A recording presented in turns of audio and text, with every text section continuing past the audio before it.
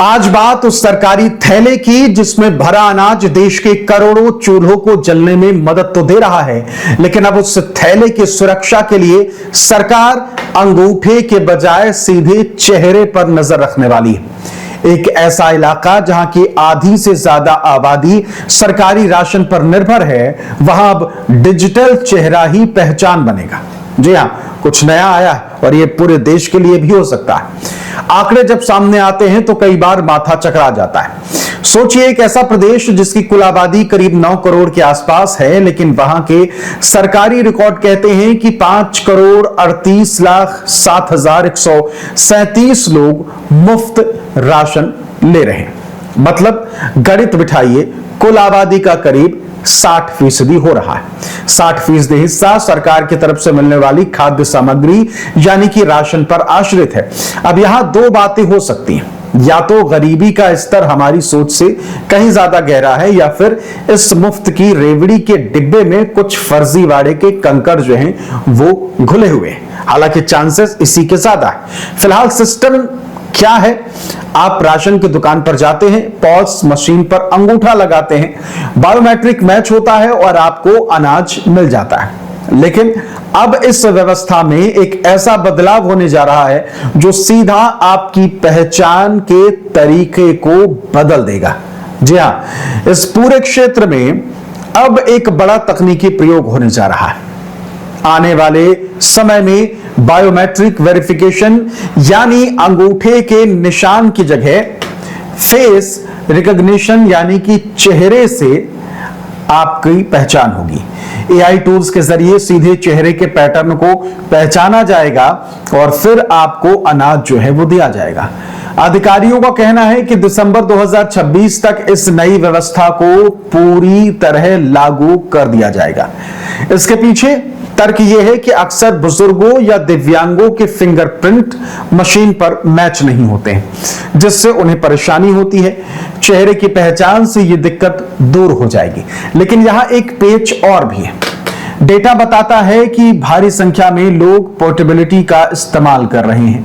लगभग 36,486 परिवार ऐसे हैं जो रहते कई और हैं, लेकिन राशन दूसरे राज्यों से ले रहे हैं। वहीं 7,252 परिवार ऐसे हैं जो बाहर के होकर इस प्रदेश में राशन ले रहे हैं और 18 लाख से ज्यादा परिवार तो अपने जिले से बाहर जाकर राशन ले रहे हैं। ये सारा आंकड़ा जो हम बता रहे हैं वो मध्य प्रदेश का है। इतना बड़ा जाल और अब फेस स्कैन वाली ये नई दीवार, क्या ये सिस्टम वाकई लीकेज रोकेगा? मध्य प्रदेश में ये पूरा आंकड़ा जो है वो सामने आया।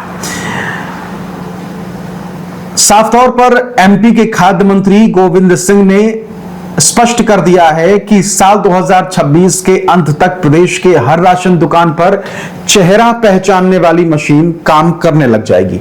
एमपी में इस समय 1,24,34,000 परिवारों को करीब 2.72 लाख मीट्रिक टन राशन बांटा जा रहा है। और एक जरूरी सूचना यह भी है कि जिन पात्र परिवारों को मार्च का राशन नहीं मिल पाया था, वो अब 15 अप्रैल तक जाकर अपना अनाज ले सकते हैं। सरकार ने यह मोहलत अब बढ़ा दी है। अब चलते हैं दूसरे राज्य, बात होगी बिहार की। बिहार के बेतिया में यहां की कहानी इस वक्त थोड़ी अलग और सख्त है। यहां जिला प्रशासन ने फर्जी राशन कार्डों पर सर्जिकल स्ट्राइक शुरू कर दी है।